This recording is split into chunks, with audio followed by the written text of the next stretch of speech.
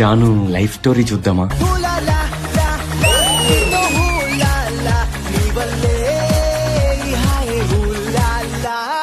Event అయిపోయింది కదా sir, డబ్బులు ఇస్తే వెళ్ళిపోతాను సార్. మరి పొద్దున్నే డబ్బులు తీసుకొని వెళ్ళిపోతూ గాని. ఏం మాట్లాడుతున్నావు? ఇలాంటి డబ్బులతో నా కొడుకుని నేను చదువుకోలేదు. ఆకాశం తాకే నీ ఆక్రందనలు మనసారా వినువారెవరు.